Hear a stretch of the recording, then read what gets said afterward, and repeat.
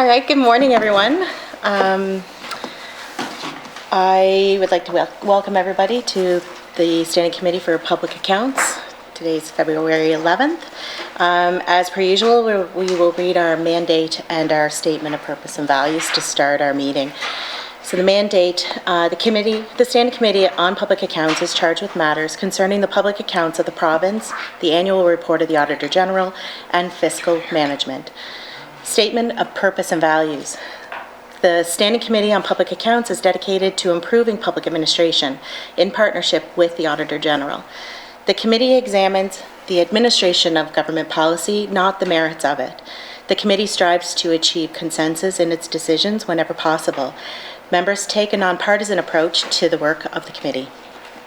So, as I call it to order, I'd like to welcome everybody here today. Just a couple shout outs. Today's Canada's Agriculture Day, so I'd just like to acknowledge that and say love your farmers, know your food, and it's a good day today and to celebrate every day. Don't spread too much when we're here. Exactly. And we do have the Department of Education and Lifelong Learning here with us today, so I would like to acknowledge that it is Teacher Appreciation Week. And again, teachers pretty much are the lifeline for any of us that have kids, and I just want to acknowledge the work that they do every day to ensure our kids grow up with a great education and that they're well balanced. And so I thank all of our teachers and educators for that. So with that, I'll ask for an adoption of the agenda. Got Carla? And with no further ado, I'd like to introduce our guests that are with us today. So we are having a briefing on the implementation of the Auditor General's report of 2019 and the recommendations on the early learning and childcare centres. And with us is Bethany MacLeod, Deputy Minister, Carolyn Simpson, Early Years Advisor, and Doreen Gillis, Acting Director of Early Childhood Education. So I will hand it over to you. Thank you. Okay, I will skip over my introductions. Thank you for that, Michelle. But thank you for having us here today. We are here, as you already said, that we're here to review the Auditor General report, which was tabled in the Legislative Assembly in the spring of 2019. The report addressed monitoring and licensing of early learning and childcare centres, as well as two programs within the department, and that would be the Early Years Centre funding and the Special Needs funding. The department began working on the 14 recommendations right away. Some work is still left to do, but otherwise we're very pleased to say that we're in a very good, we've made very good progress with response to the Auditor General recommendations. And just before I turn it over to my colleagues who will take over with the PowerPoint to present the recommendations, I just wanted to say, to clarify, that there's 14 recommendations and 6 of them were directed to the Early Learning and Childcare Board. And then the others were directed to the department. But the board, just so you have a little background there, the board consists of representatives from government, the public, and the childcare sector. And they are responsible for licensing and relicensing early learning and childcare centers, the inspections of the early learning childcare centers, and the certification of early childhood educators according to the Early Learning and Childcare Act and regulations. And then, as I said, the remaining 8 recommendations were directed to the department. So now, without further ado, Carolyn and Doreen will take over to present our recommendations and the update. Great, thanks, Bethany.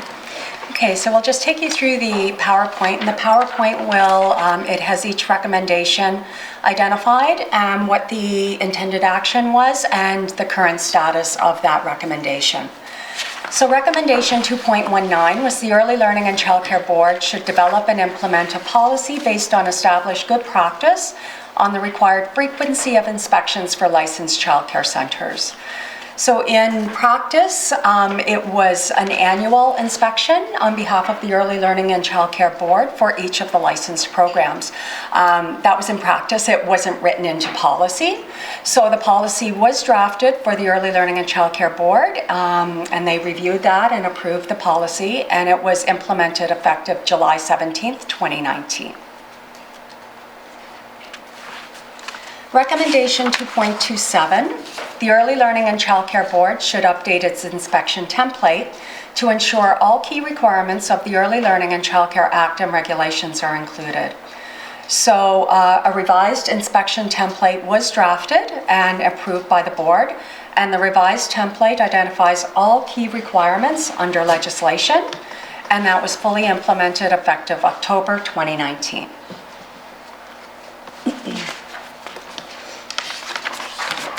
Recommendation 2.35, the Early Learning and Childcare Board should develop policy guidelines to identify key violations that should result in an overall unsatisfactory inspection result.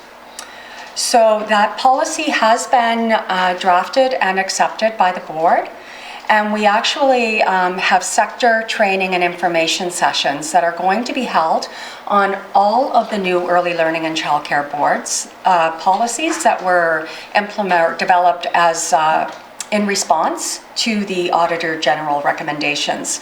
So this is one of the policies that we will be providing education on. It will result in a difference in practice and how inspections are completed at early learning and childcare centers, because now we have the key inspection violations identified that will result in an automatic unsatisfactory inspection. And so our education sessions that we are holding are being held tonight. There's one scheduled in Summerside for the French sector. And then on Thursday evening, the 13th, we will be doing a session in Montague. On the 18th, there is a session in Charlottetown. And on the 19th, we'll have the session in Summerside, pending no storms. We do have storm dates that go into March, but we're hoping to be able to complete these education sessions with the sector by February 19th. The implementation date for this policy is April 1st, 2020. And that is to allow us to get out to the sector to provide the education so that we're fully transparent on what they can expect during their inspections of the licensed programs.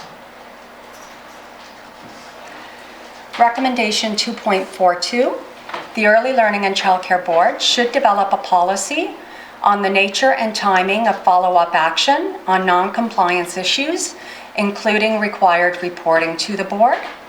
So the checklist for non-compliance was reviewed and a formal policy was developed, and that was approved at the October board meeting. Again, there is some education that will be required with the sector on this policy, and so it is scheduled to be implemented on April 1st, 2020.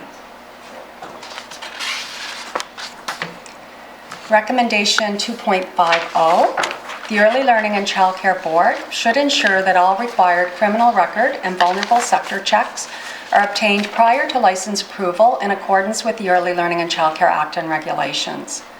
And so it is in legislation that operators of early childhood centers, as well as individuals who are applying for certification as an early childhood educator, would provide a completed criminal record check and vulnerable sector search. So that component has always been in place because it's part of legislation.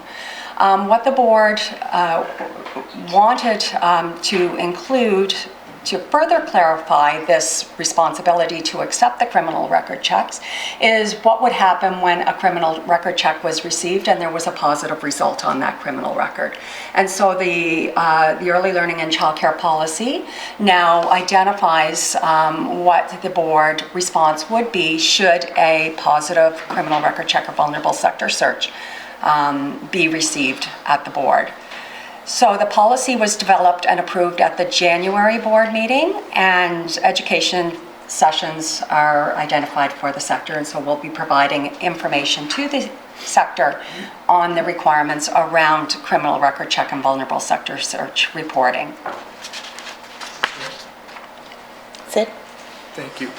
I'm just trying to quickly go back through the chapter here. So did the AG outline anything about what you should do in that situation, or was that just internal what you guys had decided? That was internal to the board, on what the response would be should that positive criminal record check or vulnerable sector search be received.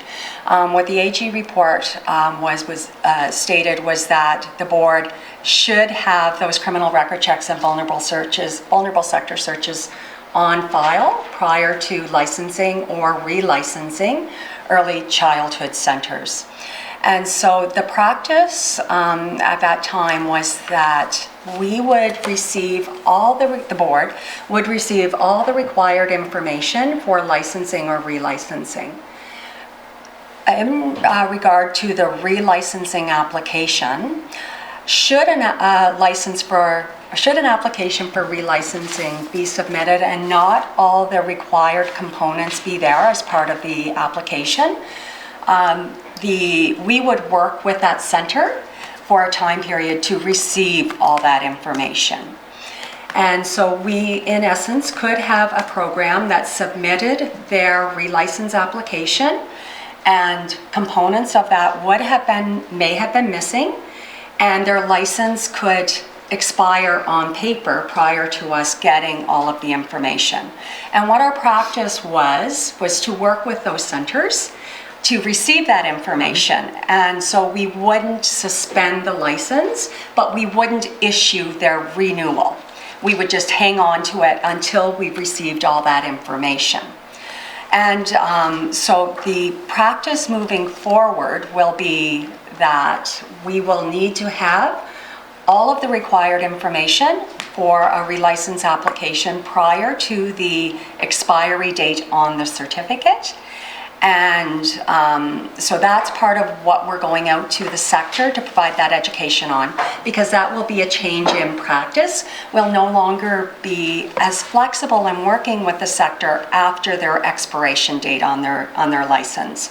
And so the dates that we have set forth of April 1st, that allows us time to provide this information to the sector and to give anybody that's coming up for license renewal the time to have all of their required paperwork into us prior to the date of their expiration. Okay, Sid? Thank you. So for what employees is that for? Is that for all permanent employees? Is it for all casuals? Is it for substitutes? Like how does that all play into it? Because so it's for any staff member or associated person, and so of a licensed early learning and childcare center. So staff members include volunteers, so it could be a permanent employee, a part-time employee, a substitute employee. They would be required to submit a criminal record check and vulnerable sector search. If there are associated persons, so for example, in the instance of a licensed family home center, should there be individuals residing in the home, they also would have to submit a criminal record check and vulnerable sector search for licensing and relicensing applications. That's good, thank you. Okay. Does there anybody else? I know we have a couple other people. I'm going to pause here because when we reviewed this with the Auditor General, this was a decision point for us to ask you to come in to have a conversation with us. 2.5 was a recommendation that was concerning for us. Yes. So I'm going to let the members ask questions now before we proceed. So Rob Henderson? Yeah, just to get a little more clarity. So is it any criminal activity that's on your record is deemed that you wouldn't grant a license, or is there certain criminal activities that are deemable, or is there anything to do with time duration when something occurred, and or would you have to have a pardon? I'm going to grab the policy, if that's okay, so I can... Well, just to give a little more clarity, I guess. Like say, because that is exactly... It would seem like there would be some things that might not really apply, or they may have been applied to for so far in the past, And that's exactly the question the board had. So what constitutes criminal activity? The board's decisions to say, no, we would not issue a license, or we would not issue a relicensing, or we would not issue a certification. And so in the Act and regulations, it does say that it's a twofold test. So there has to be a positive match on that criminal record check or vulnerable sector search. And the board also has to consider then, does that positive match Would there be a risk to the health, safety, and well-being of children if that individual was to be present with children? And so I'll just grab the evaluating. So determination on whether criminal record checks or vulnerable sector checks of an associated person is unsatisfactory requires consideration of factors including the following, but not limited to: the nature of the offense and its relevance to the care of children, the nature of the offense and its relevance to the position, the pattern of the offenses and number of convictions, length of time passed since the offenses occurred and reoccurrence, and where applicable, rehabilitation efforts made by the individual. Rob? What about the case of a situation where somebody was charged with something but yet not convicted? Is there anything that you can do to hold that back or prevent that person from working in a situation? I mean, you never know whether they're guilty or not guilty, but Right. How does that work? Yeah.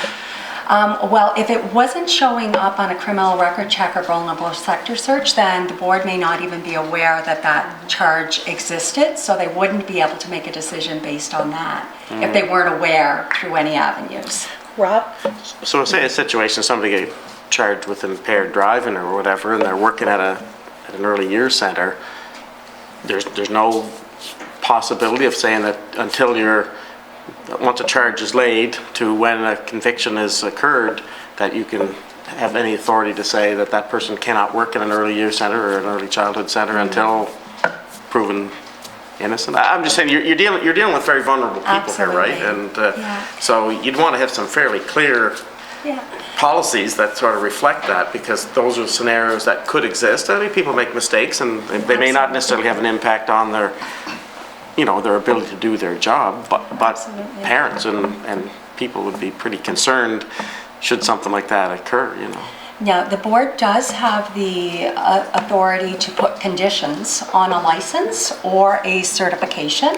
So the board could consider that information coming into them and determine whether a condition on that license or certification would be appropriate. So for example, until there was a result, then they may ask that that person not be transporting children, for example, or team teaching. They could team teach with another individual. So there are some conditions that can be put on certification or licensing. Okay, well, I feel better that there are conditions. I guess that would be the main thing, as long as that's reflected in policy, so thanks. Yeah. Okay. Thanks, Rob. Carla? Thank you, Chair. I'm just wondering if the length of time it's taken to kind of develop this policy. I know that there was jurisdictional scan completed.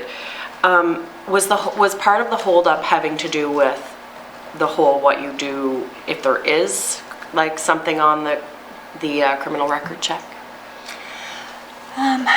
Well, the board did want to have good, clear information prior to accepting a policy. So having that information come in, doing the jurisdictional scan, considering their past experiences that they've had with criminal record checks coming in. So that did take a period of time to get to that point. We were also working on other policies as well up to that point. And so this was the final policy, I guess, for the education component. We wanted to make sure that all the policies were developed, and so this one did take a little longer to get there. Carla? And so for my next question, leading up to my next question, can you clarify what requirements unlicensed centers need to follow?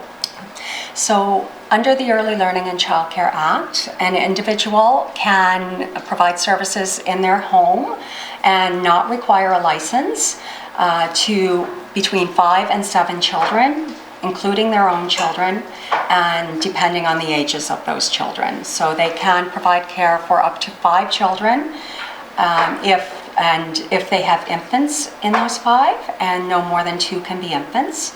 They can provide care up to 6 children if there are no infants and the children consist of preschool and school-age children. And they can provide care for up to 7 children if the children are all school age, and that includes the operator's own children. And so if an individual is following within those, that legislation, then they can operate unlicensed, and there are no other responsibilities under the Early Learning and Child Care Act. Carla? And so they don't require criminal record checks? No, not from our Early Learning and Child Care Act and regulations, they do not. Okay, Carla? Thank you, Chair. So recently in the media, there was the story of the inappropriate touching in an unlicensed center. And with the amount of time it's taken to get this policy into place, I fear, are we at risk? I feel like this one, while there were lots of other things to do, I understand that lots of work, this one, to me, takes priority over any of the other ones.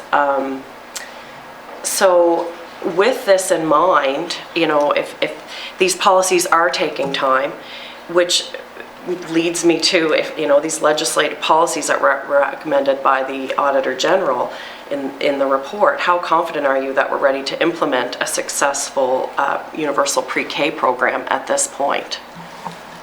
Do you want to speak to that? So that's an excellent question. And so further on, we talk a little bit in here in terms of targets and numbers and where we're headed in terms of making sure we have access points for all ages, but specifically to 4-year-olds or the 4-year-old program. How confident are we that we're moving forward? It's a trifold.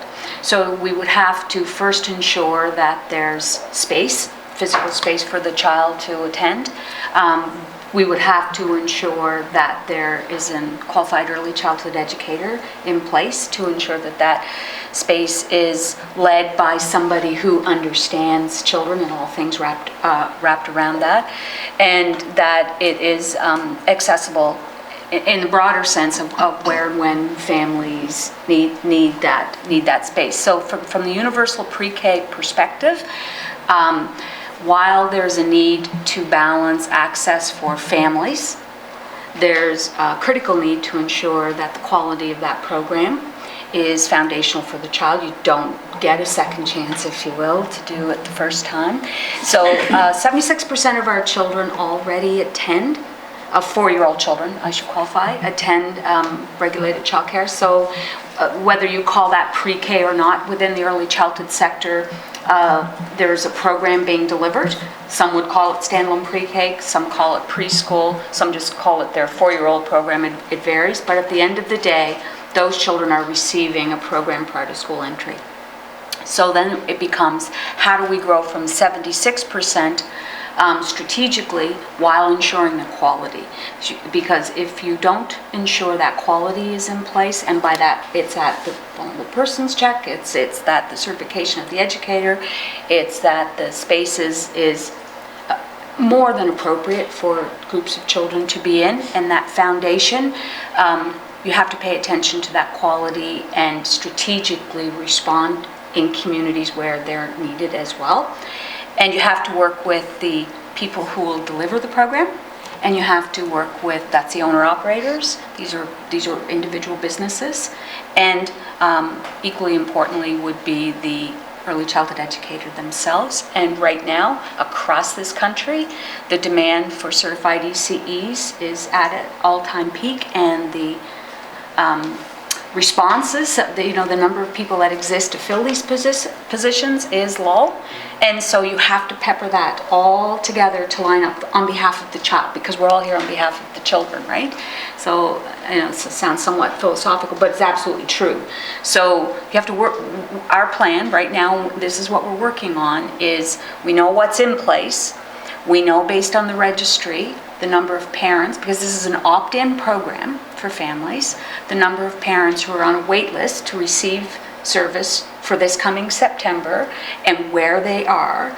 And the next step is to go to the centers to say, you have X number of children, how can you respond? Can you respond? What do you need support in doing? And then strategically, remembering what I just talked about in terms of the quality and certified ECE, how can we move forward for families? But at the bottom line is, it's not just about opening a space. Have to ensure that that space will meet that child's needs.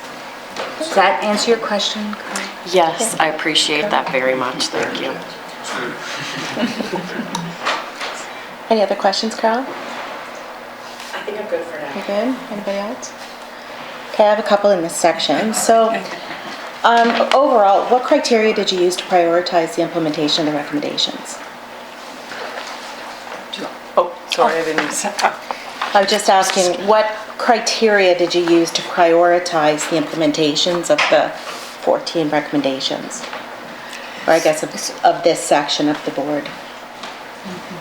Well, we looked at what the recommendations were from the AG report, and some of them we were already doing in practice, and so it was formalizing that practice into a written policy. So they were the ones that we were able to respond to immediately because it was essentially writing the policy for what we already did. There were others that required some more consideration. So, for example, the key violations.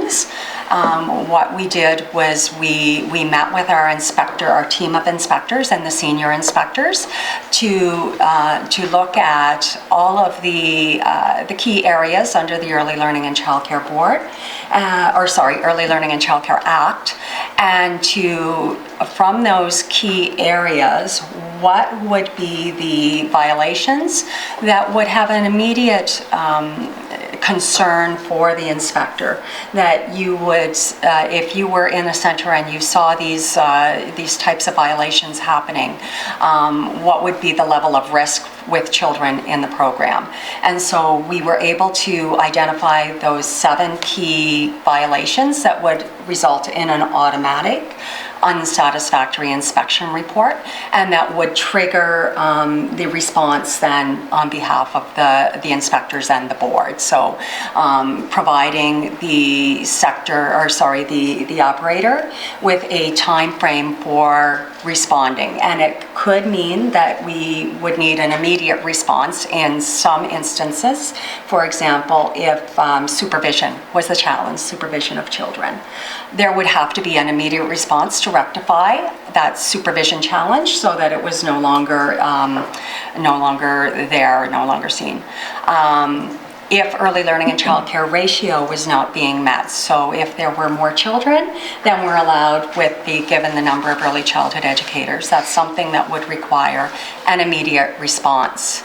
There may be others that the provider would need some time to be able to come into compliance. So for example, expired first aid certification. So if the inspector was on inspection and determined that there were individuals whose first aid was expired, then the operator has to provide a plan of action within a certain period of time to the board and how they're going to remedy that. So that's how we looked at the key violations component. The others that we looked at, the criminal record checks, again, that take a little more time given the complexity of making those decisions. When we did the jurisdictional scan, we were able to see that it really is varied across other provinces and territories on how they're responding to criminal record checks and vulnerable sector searches. So we really had to tease that out and look at what made sense for PEI and how we responded to the criminal record checks and vulnerable sector searches. And again, we knew that we wanted to have all of the policies written and approved prior to going out to the sector. We wanted to be able to speak to them all and provide that education and have an implementation date that made sense for them, given the new practice and requirements for licensing and relicensing those applications and the information that was received. Okay, thank you. So you had mentioned earlier that the final policy was the criminal record check and the vulnerable sector check. So when the Auditor General did her audit, she found that 30% of the centers that she looked at were not in compliance to the Act. That's a pretty high percentage to me. Yeah. And so I'm just wondering why it was given the lowest priority. So it was with our practice Our practice, as I mentioned, was to work with programs in receiving the required information for relicensing. So we would be holding that license in the office and not sending it out until we received all the information. When we send the license out, or historically when we sent that license out, there was no break-in service. So when the license goes out to the center, it goes from the date of their expiry for a new three-year renewal period. In reality, they may not have, they wouldn't have received their license, we wouldn't have issued it until we received all the information. But we weren't able to provide evidence of that because the license didn't show a break-in service. But in reality, we were holding on to the license and not reissuing it until we received all the required information. So it really is a change in practice that we're moving to, in that we will no longer have the flexibility to work with a center after their date of expiry. We'll have to have a break in that license so that the new license that we send out will reflect the date when we've received all the required information. Because of that change in practice, it required us to go to the sector with that because it will have an impact on them. And so the education sessions are happening this month to let them know that we no longer have the flexibility to work after that date of expiry. And so it will be supporting the sector to get the information into the board early, so that if there are missing components, we have time prior to the date of their expiry to get those components in. Okay. So this new regulation, like this new act, has been effective since 2017.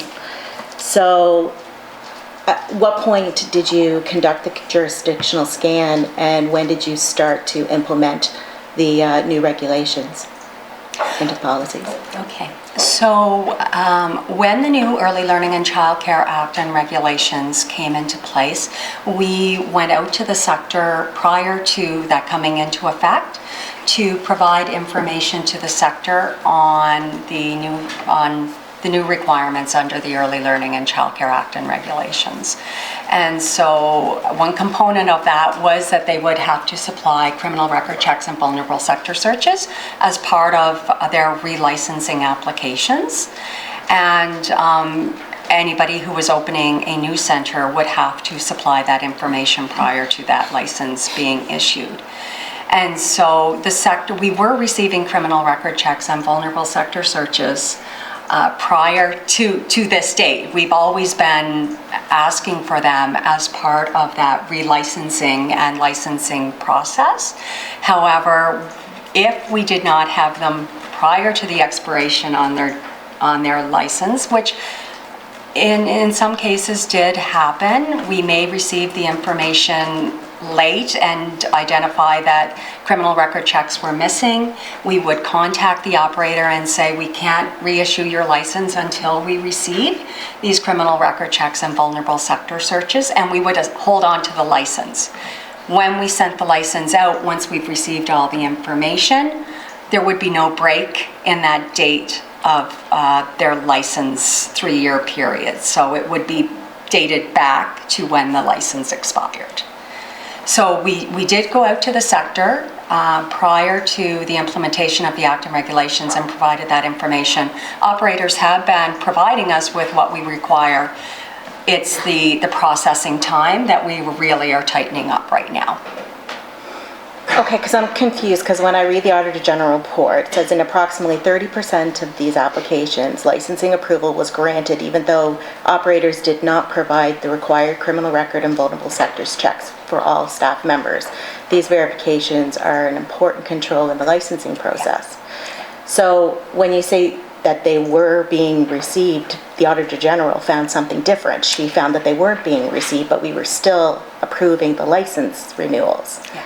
So can you explain that to me? Yes, so essentially what was happening was the criminal record checks, we date stamp them when they come in. And so they may have been received after the date of expiration, And so if you were to pull that file and look at that file, it absolutely would indicate that criminal record checks were received after after their license renewal had gone out and was approved. Because our practice was to work with those operators until we received all the information. And we weren't able to demonstrate that, no, we actually didn't issue that license until this date once we received all the information, because the license itself was backdated to their date of expiration. So, and there were some instances, however, where there were criminal record checks and vulnerable sector search that may have been missed as part of an administrative error. So we've tightened that process up as well, and we have a checklist where we ensure that all the required information is received and that the staffing plan and the criminal record checks and vulnerable sector searches align, so that we have all that information. So it was really twofold in why the Auditor General would have had made that determination from viewing those files. Okay. And if the Auditor General hadn't done this audit, would that correction have been made anyway? Absolutely. We were in the process of looking at all of our administrative practices and to identify where there were gaps and to respond to those gaps. We were very thankful, though, to say that the Auditor General report had identified some areas that we were able to say, okay, these are absolutely gaps in our administrative practices, and we need to respond to them as soon as possible, and so have put practices in place. Thank you. Does anybody else have any questions before we let them? So I know we disrupted your presentation, That's but I okay. appreciate you letting us spend some time in that area, because I think it was definitely important and something that we had identified as a concern for us. So I'll let you continue. Okay. Thank you. So, recommendation 2.55, the Early Learning and Childcare Board should obtain current satisfactory fire inspections prior to approval of licenses for early learning and childcare centers. So senior inspectors and board chair met with the provincial fire marshal and inspectors to discuss the process. The fire marshal's office explained that it is a challenge to maintain inspections as identified in the Act, and the requirement is for annual inspections. It will require further discussion, and education is required with the sector and will be completed by early 2020. So we do know that we want to have a policy around this, and it will be a joint policy, obviously, with our colleagues at the fire marshal's office on looking at the fire inspections and the process for fire inspections. However, the change in practice with the sector is that should an application for relicensing, and in this case in particular it is relicensing where the challenge exists, because if it's a new license, we just don't issue that new license until we have all the required approval from the various inspectors. But if there is a relicense application that is received and the fire inspection is more than that 1 year out, then the resource to the board will inform the board that an application has been received and that the fire inspection is more than a year out of date. Now, I will say that we have been working very closely with our colleagues in the fire marshal's office, and there are two deputy fire marshals? Yes, yeah, who are assigned to our early learning and childcare centers, and they've worked very diligently to complete all required fire inspections, and we are currently up to date on all fire inspections.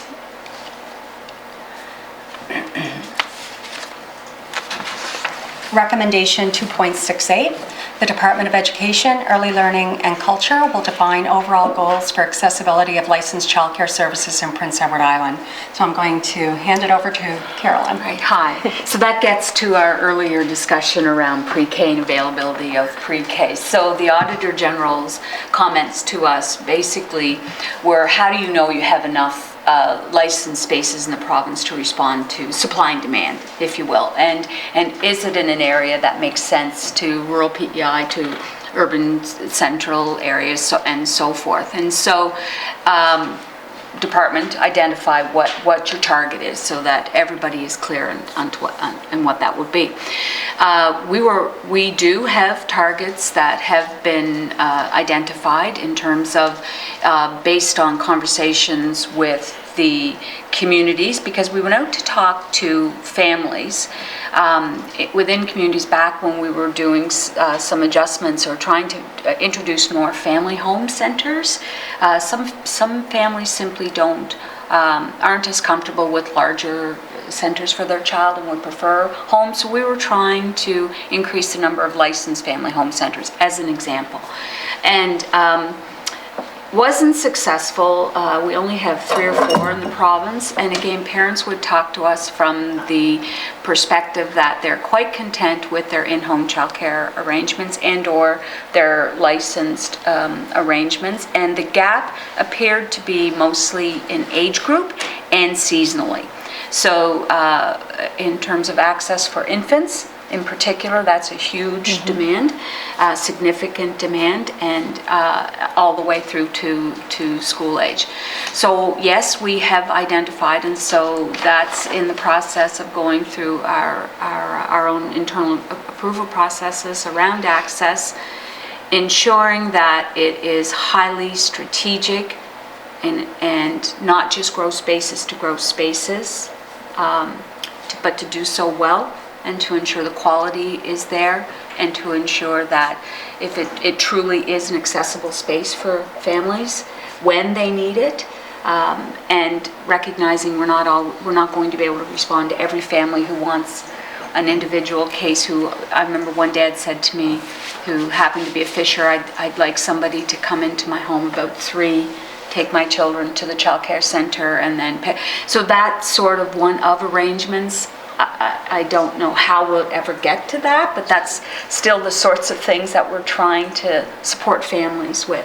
So it's a balance between supply and demand for the parent to go to work or school, and ensuring the quality of the education and early learning experience for the child, and the demand that we have to meet. So yes, we have targets, but those are all the variables and strategic approach. PEI is a leader in the country because of its strategic approach to the growth of the system. Does anybody have any questions on that? I have one quick one. So Absolutely. when you say I guess the biggest pressure would be for infants. Right now. How yes. many would be on the wait list to get into a spot? Testing my memory quite well. So according to the Early Learning and Childcare Registry, which is the data source that we utilize, and if you talk to a center, they might say, yeah, but, and so the numbers might differ. There were approximately 500 or 600 actually infants. Now you have to recognize that parents, when they register, we'd have to tease that back to some of these children may not have been conceived yet. Some aren't born, so it's not all for September. So it's over the duration of the next year to 2.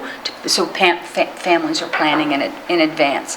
So in any one year, that demand is likely, though, quite conceivably, easily a couple of hundred children looking for space.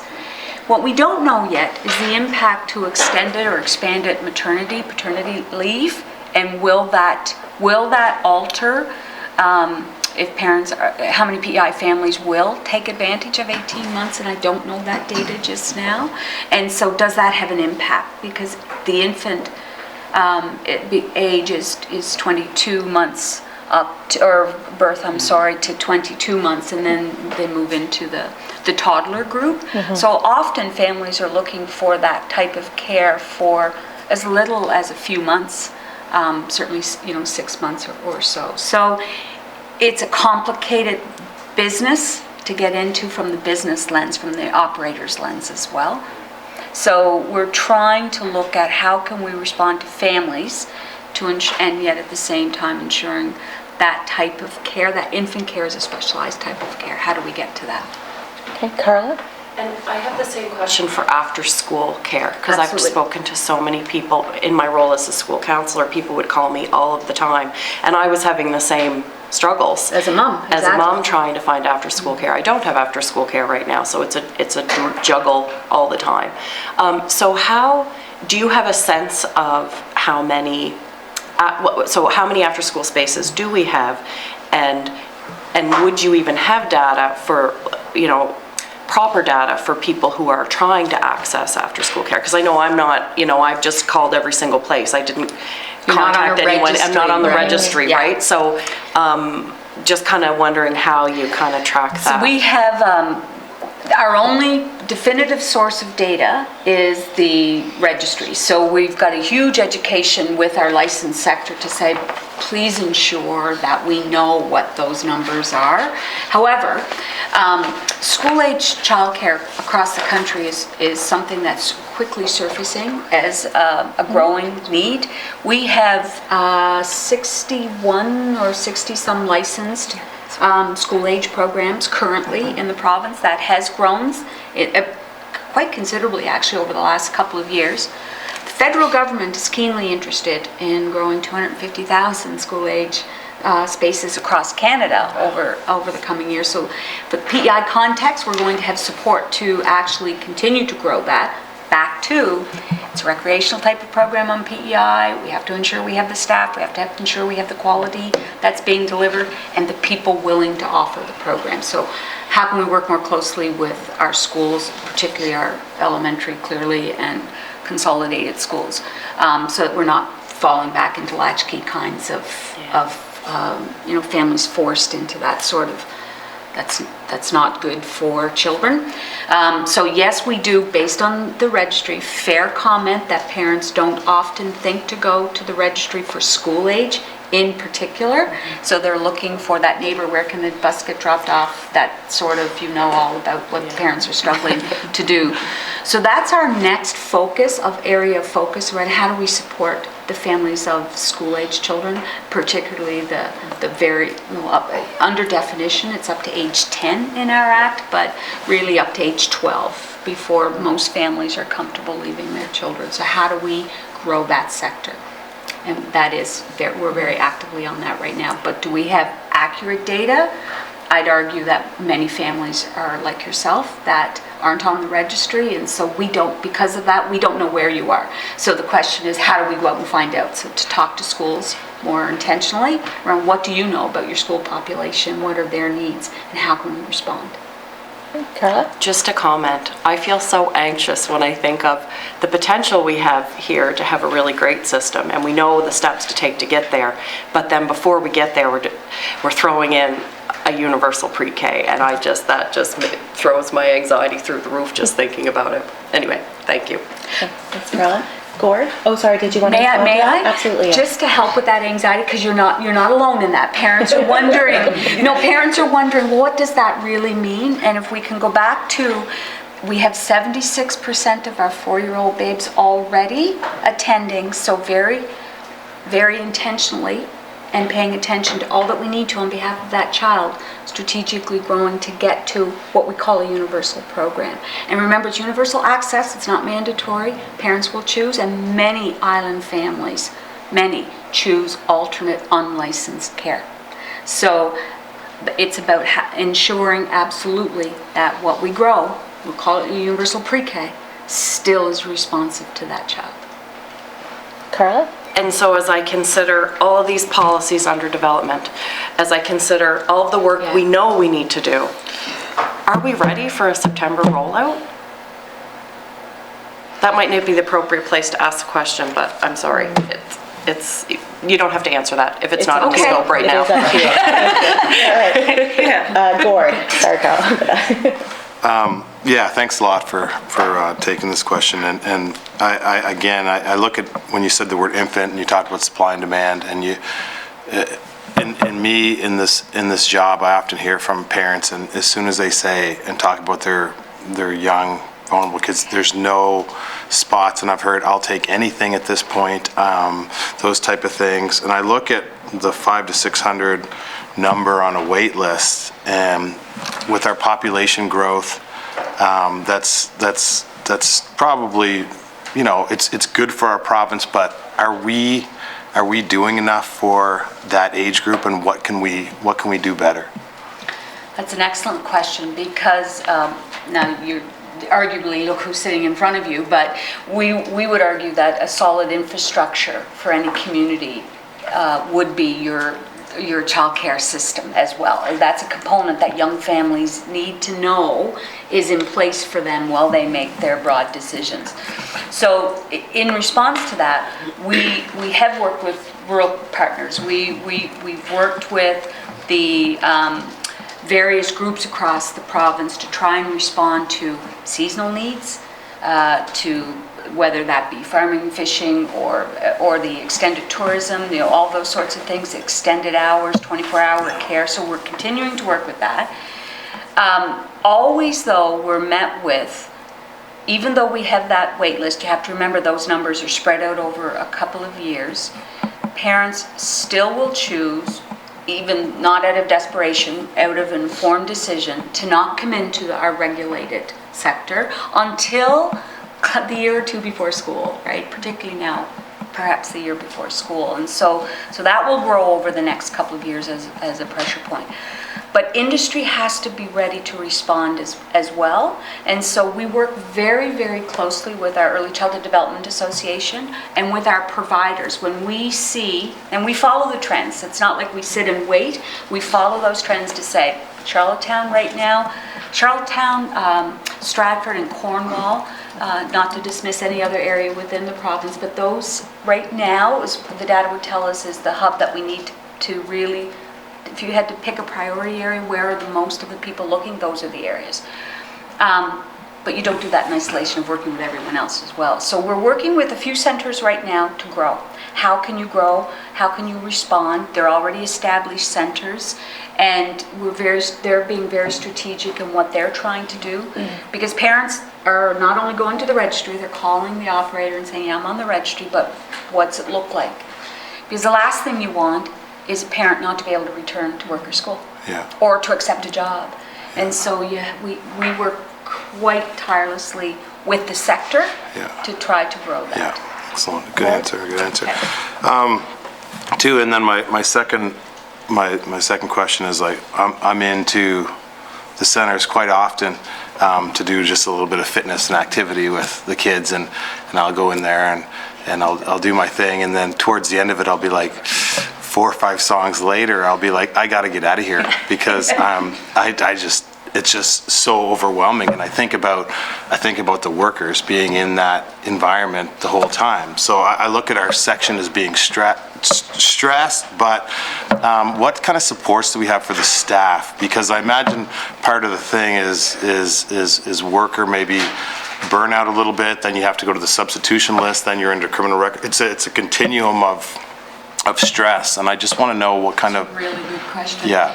So within there's a couple of areas of support. So we can speak to the department support first, and in that we have a team of early childhood coaches that are assigned to our early years centers to tackle just that. So we have an action plan with each of those centers that says, let's take a look at what's unique for you and so on.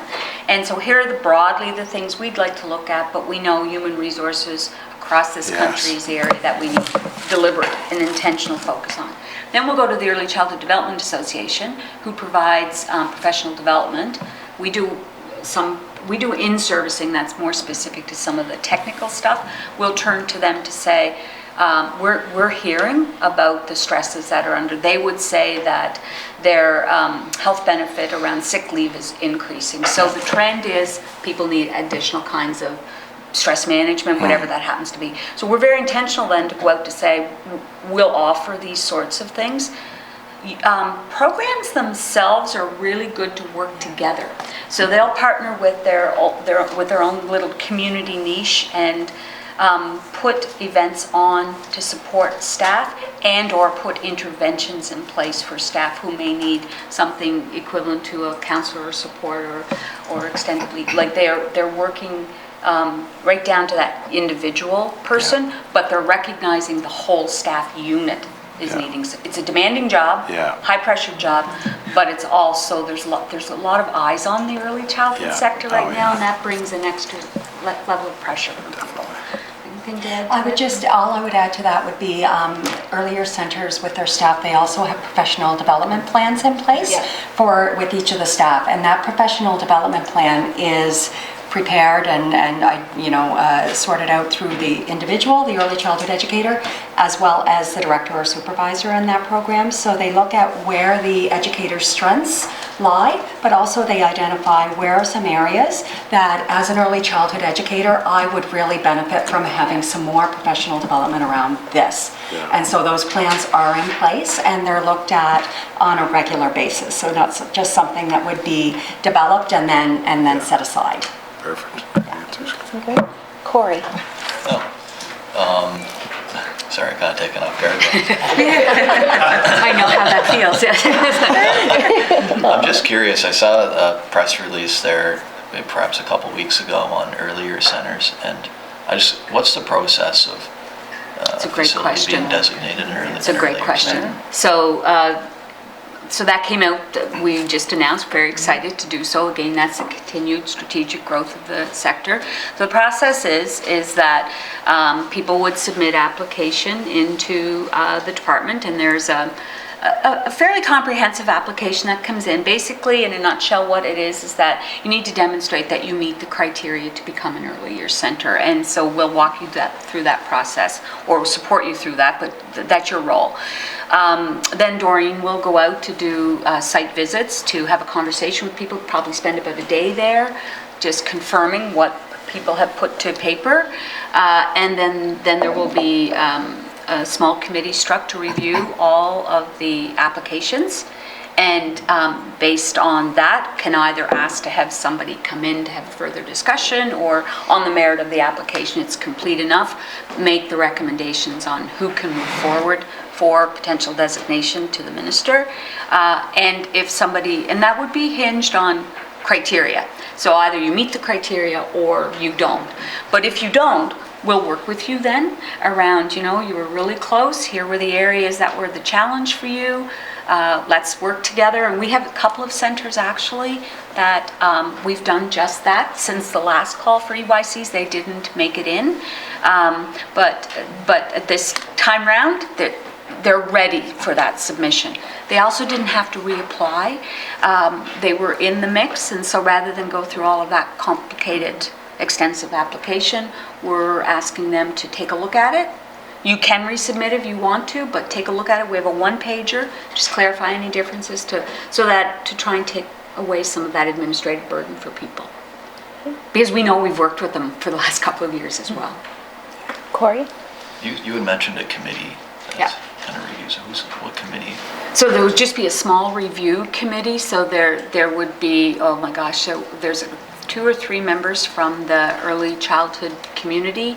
There would be somebody from Status of Women, and Holland College will be there as well. Corey?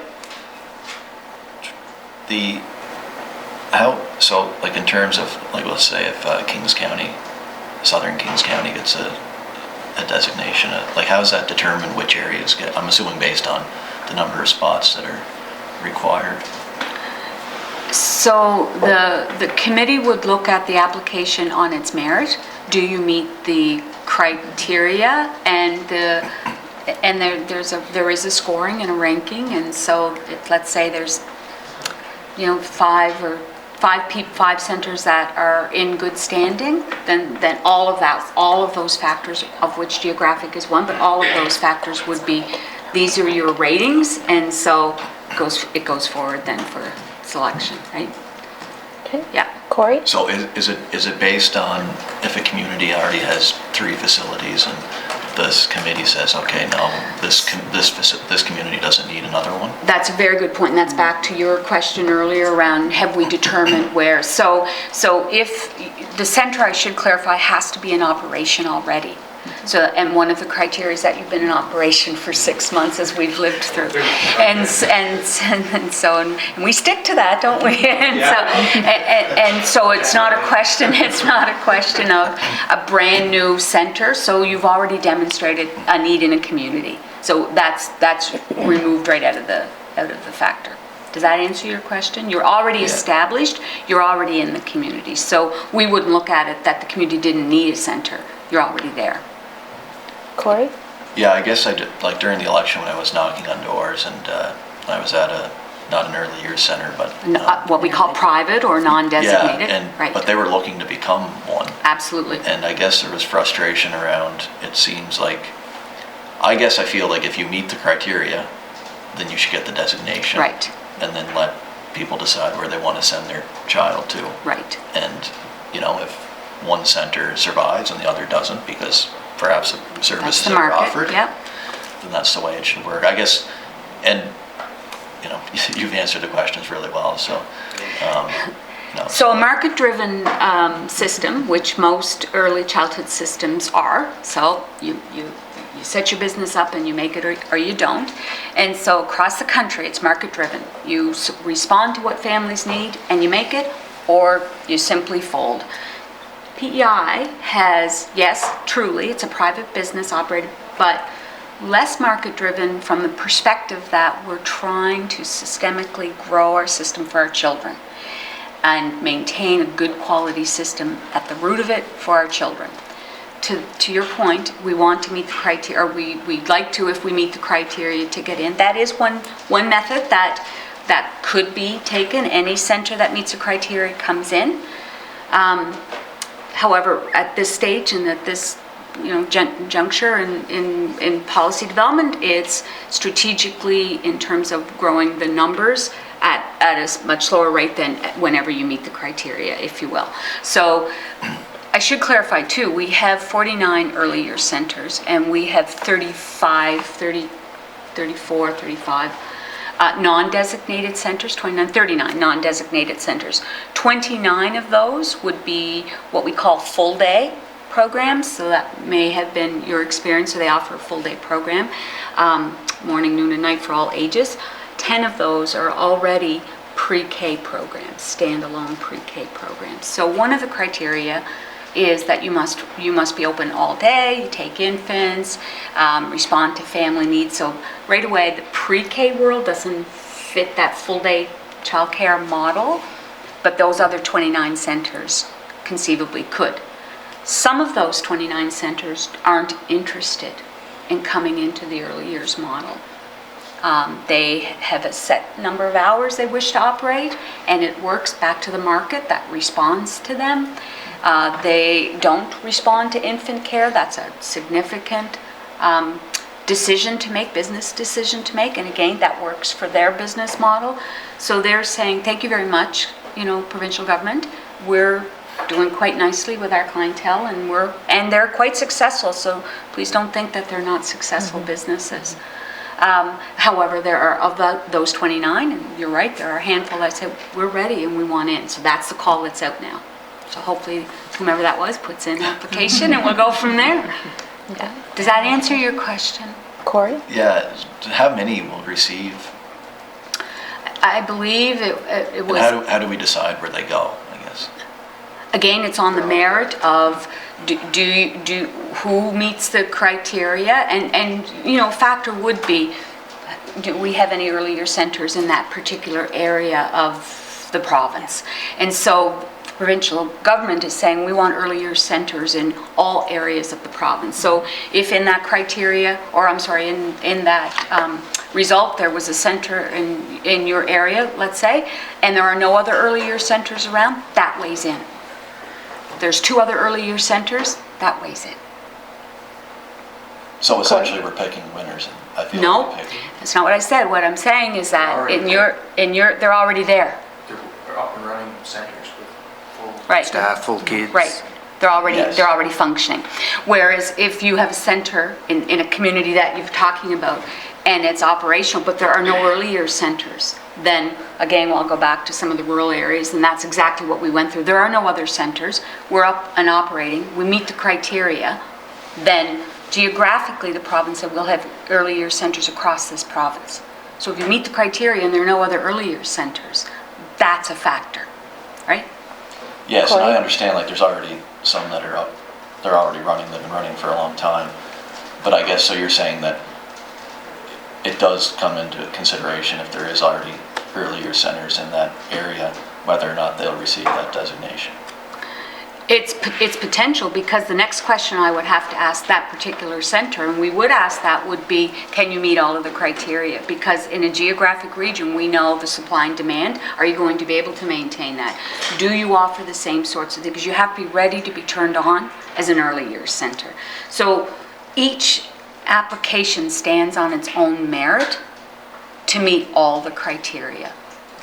Also, though, the province has said have early years centers across this province, not only in Charlottetown or Summerside or Montague, if you will, but has to be from tip to tip. Okay, thanks, Corey. Rob? Yeah, I'll weigh into a little bit of the discussion here, maybe enlighten a little bit on Corey's question on that, because I went through it exactly as we've seen fit, and I worked really closely with Carolyn, and I commend you. You did an excellent job, and actually we had a really good outcome in O'Leary's situation. And I do support the concept of sort of saying that you have to have at least a 6-month window to kind of prove your capabilities and getting really up to the standards that an early years center is different than a daycare center. We still, the general public will call early years centers a daycare, or even if they still refer in O'Leary that its chance is daycare, which it's not.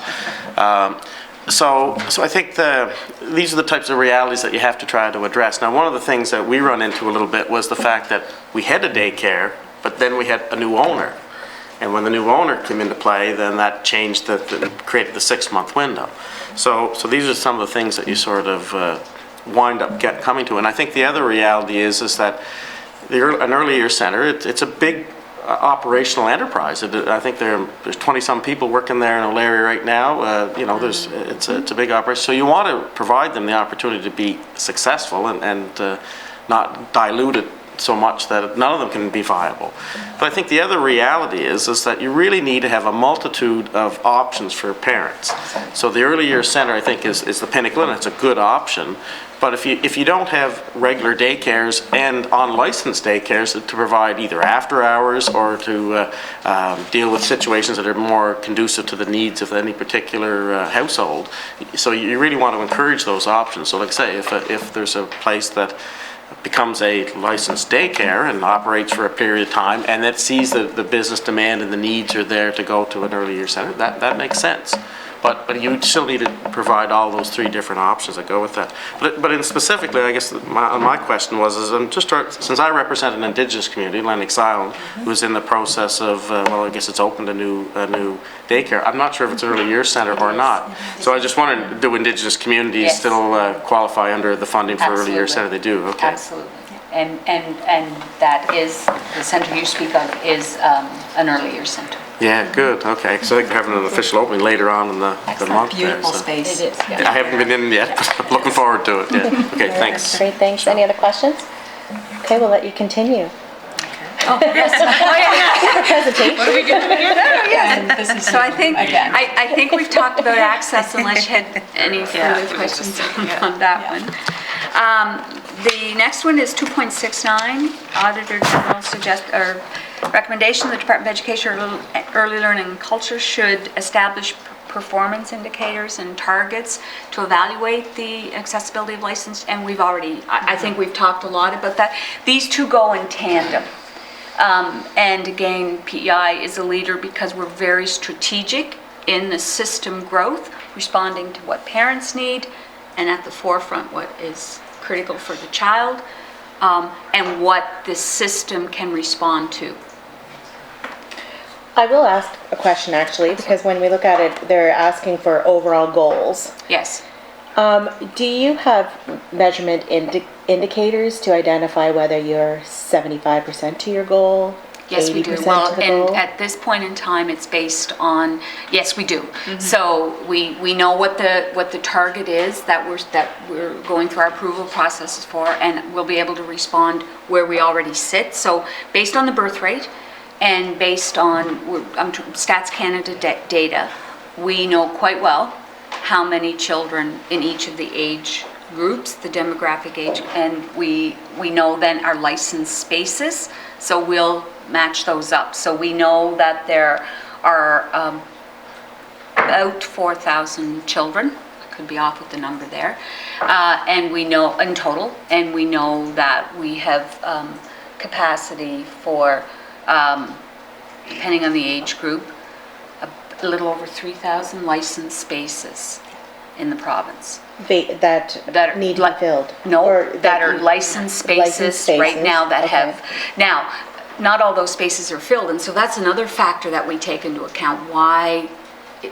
we have to be careful not to grow more spaces if existing spaces are empty. So we have to understand why they're empty. So is that just supply and demand simply in that area? Is that a quality issue that we might have to pay attention to? Or is it that staffing is an issue? So those are all the factors we have to sort out. So based on the birth rate and factoring in immigration and the ages of the children, we're strategically trying to grow aligned with that. Now, Stats Canada data is always a year behind us, but that's pretty good in terms of, so yes, it's a long-winded answer.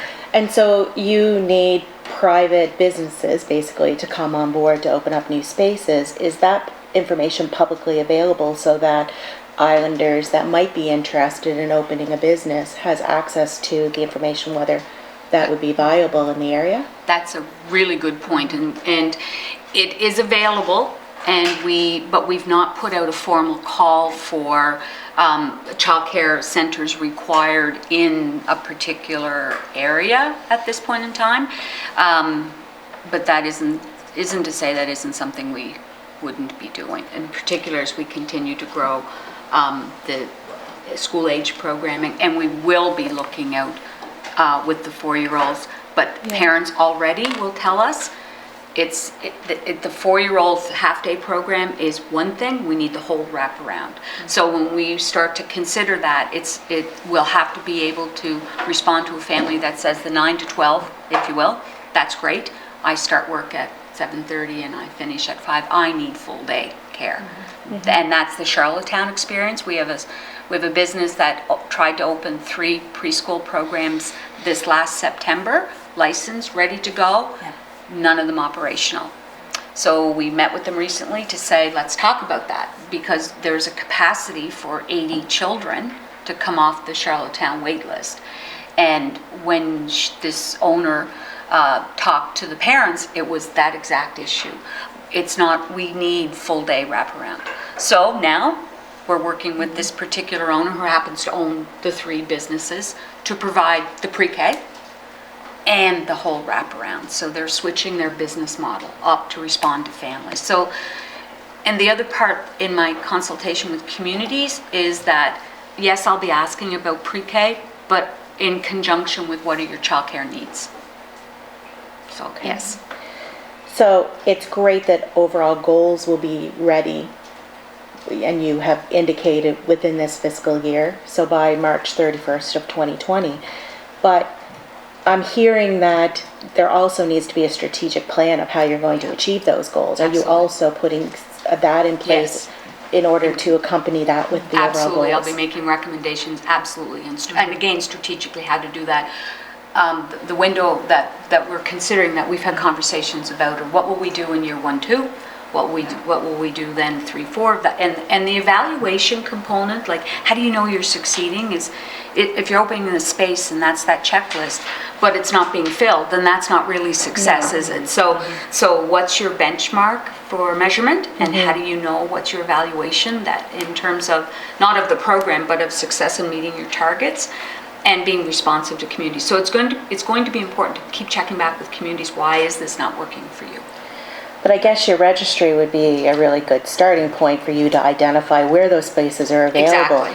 But if the public doesn't know that there Yes. is a business opportunity out there because you need, I don't know, 200 spaces in Cornwall, how can we expect those spaces to become available Yeah, excellent if point. you're not making it public knowledge?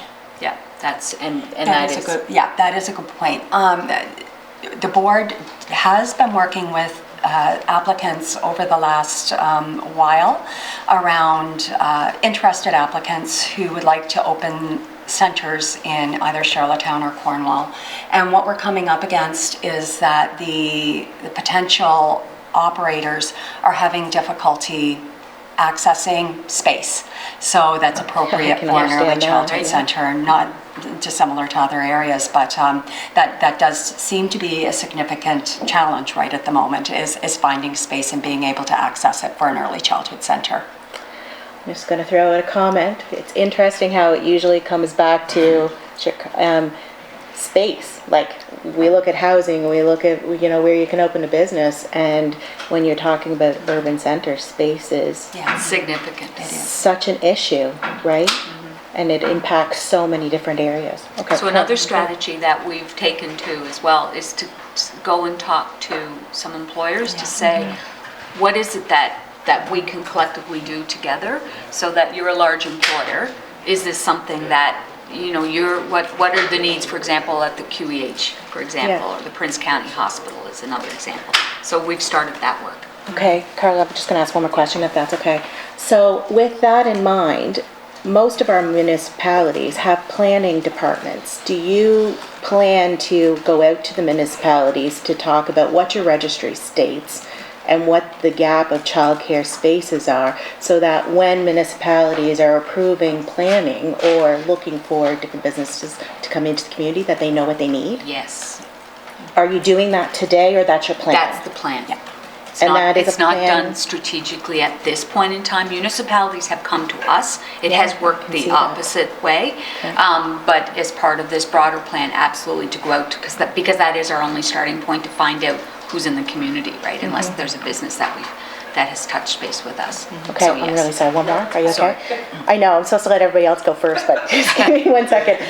So when it comes to that, though, you say that your goals will be set by the end of this fiscal year. Will your strategic plan also be in place in order to achieve Yes. those goals?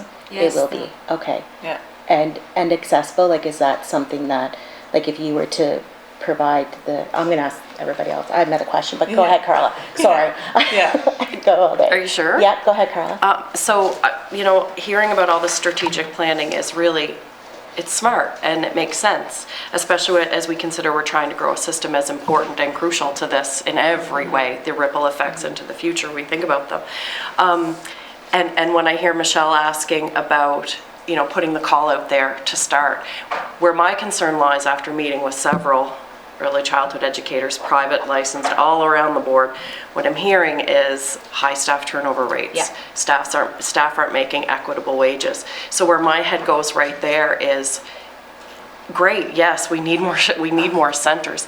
More importantly, we need people to staff those centers. Yes. And so is part of the strategic plan going to be to address in a real way, not in a Band-Aid way, but to address the long-term wages for people who are providing these crucial services?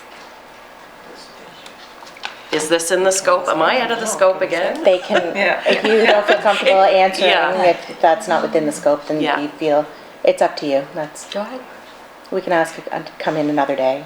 Yeah. Or they can in that standing Yeah. committee. It's a great question. Yeah. But They're leading me to all of these questions. Yeah. They're excellent questions, and it's true, we have to look at the foundation, and that's Carolyn, that's why she's in the position she's in, because of her knowledge and her background expertise, and she is, like, the plan is very sound, and it is strategic in that we know it's not gonna all happen at once, so we have to look at it, how can we phase this in so that we've met, I think Carolyn already alluded to it, we meet almost bi-weekly with the ECDA, so we're meeting with the stakeholders, we're meeting with the people in the field, because that's where we're gonna get the knowledge we need to make that plan. Thank you. Sorry, I'll try to stop. Any other questions? But Chair, Yeah, so- it's a good question, because you've been very public this week in criticizing the foundation and the department and saying there's cracks and all that stuff. So, but are you hearing the same thing from the association that you're hearing? Like, there is a disconnect here, right? And you're talking about a step process. So, I hear some of those concerns. I also hear the concerns of, am I going to be able to get my 4-year-old into a program soon too? So there's a balance. But are you guys hearing that same thing from the association? Yes. And what are you doing to address those concerns? So back to, we have 70, specific to pre-K. Yeah. Okay, so we have 76% of parents who've made the decision to register already. And so the sector, the ECDA, business operators, early childhood educators have said, how will we do this strategically together? So I go next week back to the meeting of operators to strategically look at how do we do that. So the sector A wants to respond, but B understands too that they're already at a pressure point, particularly related to staffing. And again, that's across the country. That's not unique to PEI. Doesn't make it any easier for people. It's still a reality. Yeah. Wages and working conditions paramount. Working conditions, people will talk about the wages as one factor. Working conditions, that's back to Mr. McDonald's comments earlier around what is my work environment like, and what do I have, in terms of supports and so forth. So, and do people see a career path for them? So it's more than wages. Wages is absolutely up there, so I don't want to downplay that in any stretch whatsoever. So absolutely hearing it, and that thus the strategic work with the sector, work with the colleges, work with government to say, how will we strategically grow this system that responds across the board? And yes, there'll be pressures, but how do we do that? And at the forefront, we can stand and face a child someday and say, we've done the right thing by you. That's the ultimate test, isn't it, right? So absolutely paying attention to that. And yes, we're hearing it. Yeah. It's not a surprise. We all do. Yeah. Thank you. Okay, so you're good? Any other questions? All right, I think we have one more, 2.69, I think is Yes. where we're at, and the rest I think are complete, so that's Yeah, great news. they're complete. Yes, we were happy about that. Yeah, and it's wonderful news, and I think it's important of the committee to always acknowledge that the work that has already been completed, and happy to see that, so I'll let you. And we continue welcomed on. the report, because when you get that objective eye from the Auditor General, it's nerve-wracking, but Absolutely. it was an objective, honest look at how, like, what you intend to do. Are you really doing that? And if you're not, where are the gaps, and go in and fix those. And so we absolutely welcomed that. We weren't, Glad to we hear really that. liked Excellent. it. This one is tied very closely. So the performance indicators strictly, like these two, you can't do one without the other. And so they're in tandem, absolutely. So if you're growing it, how do you know that it's a success, and what's your strategic approach to that, and all the variables that we've already talked about. So if you had a specific question, I'm not sure what I could add to that. Okay, Rob has a question? The question is somewhat on the topic, but it's regarding children with disabilities at our early years centres. That's one issue I tend to get a number of calls on, is that there's no funding support to provide extra supports for children with both physical and intellectual disabilities. And I'm told that there's a sort of a list that is complied, and how many people are on that list, and what is going to be done to sort of address that particular issue, because we're in an inclusive society today, and we're trying to provide educational support for those that are vulnerable to adapt well to the school system. So just to give you some insight on that. There is a special needs funding grant program that is available for licensed operators, where they can apply for for funding to support hiring a staff member to enhance the ratio of the program where there could be a child or children with some additional needs. Now, it is an application process, and we do work within a fixed budget for that funding grant program. And so we currently do have a wait list for the program. There are approximately 60 applications on that wait list at the moment, and that's a mix of both early childhood centers and school-age child centers, because it's available not only to the preschool or early childhood centers, but to the licensed school-age programs as well. Can I talk about the review? Yeah. We're currently doing an internal review of the special needs funding program. The demand for this program has increased over the last number of years, and we want to understand why the increase is there. Why is there more demand, more applications being received? We also want to look at the program and consider whether it's doing what we hope that it's doing. Are we meeting, is it the best use of dollars for the child in that program? What is the outcome for that child? Mm-hmm. So these are some things that we are looking at and doing an internal review, and we'll look at the recommendations that come out from that review to make decisions moving forward with that program. Okay, great. Rob? So you mentioned that there's 60 that aren't being funded. How many are being funded in total? So it kind of gives me a sense of what the total budget would be in requirements of that, and how much more does it have to be doubled to meet the criteria? So children come in and out of funding, but over the duration of a year, there are approximately about 170 children who are supported through the special needs funding program. Okay. And 60 still not. Okay, thanks. All right, any other questions? Great. Okay. So I guess that brings us to the end. Okay. Anything that anybody wanted to cover from any early material? Gord? Well, I just want to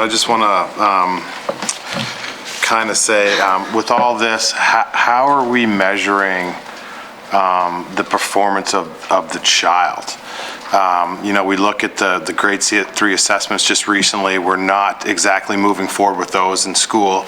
So we have kids that are coming in the early childhood centers going into school. We've taken the grade 3 assessment out. Where is the indication level of how the kids are performing at a younger age? That's an excellent question. So what we do is, in the early years centers, so that's the area that we have most influence on in tracking, so that's our starting point.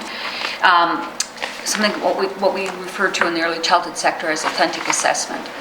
And so what that requires is the staff person, the educator, to have a solid knowledge in child growth and development, a solid knowledge on each area of growth and how that links to the trajectory for success at school. So what are the factors that you need to be successful in school? And so there's all the common ones that we would understand in terms of the academic self, and so being prepared, if you will, and ready to understand letters and number concepts and colors and in spatial relation, all those sorts of things. So we do a good job measuring that at an individual level, but we also do a really good job, I would suggest, the sector, not we, but the early childhood sector, in measuring the overall development and well-being of the child, because that's equally as important. And so those 60 children on that wait list, many of those children, the incidence or prevalence of increased behavior in absence of a diagnosis is really just going through the roof. And so what is it about a child's overall well-being that we need to pay attention to, and how do you measure that? So we have a curriculum framework in place in our early year centers, and so every child is measured up against themselves through a portfolio, so we're able to track quite nicely. And part of what I'm looking at is what's that transition for those children and the information that will carry on and go into the school, so that the kindergarten teacher is very well aware. The other thing that we do, so that's at the program level. The other thing that we do is the early years evaluation. So that's a snapshot of an individual child based on child growth and development, the 7 domains of development. And at that point in time, so it is just that snapshot, and there's lots of variables as to whether or not a little person wanted to cooperate that day or not. But nonetheless, we have that information that's transferred to school. And so we know the children coming in and sort of the strengths and challenges that they may or may not be facing. And then we're going to be able to, this summer, we just finished work on another evaluation, a population-based evaluation, and we're going to overlap, that's called the Early Development Instrument, which is also a well-known tool within the early childhood sector that will help us to understand then at a population level how our children are doing. So we're tracking each of those areas. And so to answer your very specific question on the child, yes, but it's not a testing, it's not a checklist in the way people might consider that. So can they count 1 to 10? Yes, it's much more holistic than that. And I'd argue a much more fulsome and gives you much more information in terms of an authentic assessment. Authentic assessment done well will absolutely tell you the child's strengths and abilities, and it looks at family impact as well. And the last question I'll just ask really quickly with that is that only 20% of our children in our school age system are getting enough activity. 20% are meeting the criteria, and I do believe it starts at an early age. Absolutely. Is there any ideas to try to get kids more active? I know this is public accounts. It's not public. But anyway, never mind. You don't have to ask it, but I'm really Overall worried about. well-being is linked to movement and diet. Yeah. Thank you. All right, Carla? This is probably out of the scope, kind of, but just kind of just a finishing thought for me. So understanding that early childhood educators have a very solid understanding of child development and the importance of movement and playing and those connections that are made in the brain solely from that, right? Absolutely. Understanding trauma, understanding health, understanding that one of the things that we don't do well in our education system is kind of creating that equal playing field. So getting our kids as healthy as they can be on an individual basis to achieve success, whatever that looks like for them. So by appreciating and honoring the strategic growth, beefing up our early childhood care system, a natural consequence will be by honoring all of those things that makes kids kids and nurturing that, a natural outcome will be greater success in school. And in light of the literacy rates that just came out, not that that was surprising, I fear we're going to try to solve that by throwing more books at kids and making those grade 3 assessments more important. But what we know as educators is that we need to foster that curiosity and that love, because then those skills just develop naturally. Yeah. All right, as you can tell, Public Accounts is passionate about education. So I will put out to the committee the final recommendations that have been implemented already. We did not go through those individually. Does anybody have any questions on those that they'd like to bring up before we move on? Okay, and so if there's no further questions, I'll ask the committee about follow-up on these recommendations. So as we go through the recommendations, it looks like the furthest out is April 1st for implementation. So is the committee in agreement that we would ask for an update from the department after that April 1st date, so that we can just know that all of these recommendations have been implemented? Are we okay with that? Okay. And I would also ask, I know it might be outside the scope, but the strategic plan that we discussed in order to achieve the goals in 2.68, if you wanted to accompany that, add that to your communication to us, then not asking that you do that, but it would be great to see it, because I'm sure there'll be a lot of work put into that. Anything else that the committee would like to discuss or talk about before we thank our guests for joining us and going outside of the scope? I know at some point in time today, but I think it was a really valuable discussion. I appreciate all of your input. So, thank you very much. Thank you for Okay. having us. We'll Thank just you. take a short recess. Have a good day.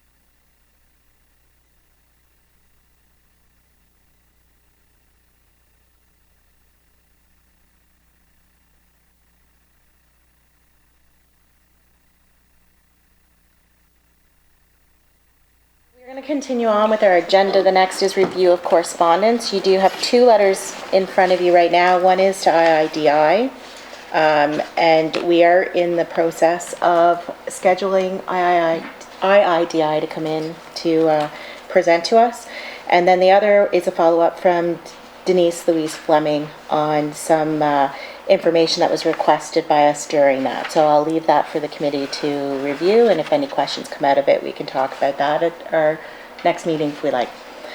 So new business, the one thing I would like to do is I would like to go back to our work plan and just briefly talk about witnesses. So we had talked about witnesses for all of the areas. I wanted to come back though to immigration because that was one that we didn't actually dig into a little bit. And I do know, Sydney, you were the one that had presented the idea. So the clerk is asking who we should be asking to come in to talk to us. So if you don't mind sharing, if you've got thoughts on witnesses for that. Well, it went back to, if we're looking at the public accounts of the province and how immigration in the past 10 years has played such a significant role in our public accounts, especially with revenues, employment, all kinds of things. So at that time, it was our original work plan.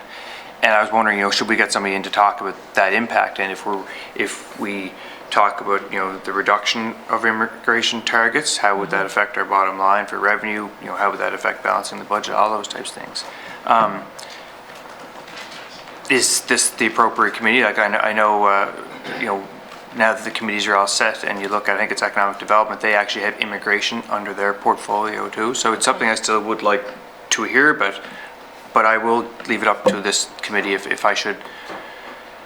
I should go through is it education economic development? Education economic development to get that presentation in, or if I should request it through here. And I'm flexible either way, understanding that immigration actually falls under it. When I talked about it in the work plan that time, it was about, the impact on the bottom line of the province and what our targets are going forward. And, if our changes to the, provincial nominee program or immigration programs will have an effect long-term on our revenue streams, I guess is what I was thinking. Okay, and just to let you know, so IIDI does have a PMP account. So one of the asks to IIDI is to walk us through the management oversight and implications of that specific account. So that was one way that we could look at it. I'll put it out to the committee as to how you feel about. And that's a request that's already in? Yes, that would be fine with me. Yeah, that'd be perfect. Okay with you? Yeah, All and right. I can ask that stuff at that time and Perfect. yeah, Okay. because that'd be, I'm assuming Jamie and the crowd there. So we put it out to Dan Campbell, and Johnny Flynn and Jamie Aiken. At Oh, yes, that's the one we IIDI. talked about. Yes. Yeah. So that's who. perfect. That would address my concerns. Okay, perfect. Anything else around immigration that anybody else would want to add to that conversation? Or okay, we can have another conversation anyway after we have that meeting to see if there's anything that still might be of interest for us to talk about. So does anybody else have any new business? No? Okay, so with that, I will ask for a motion to adjourn. Gord? And thank you.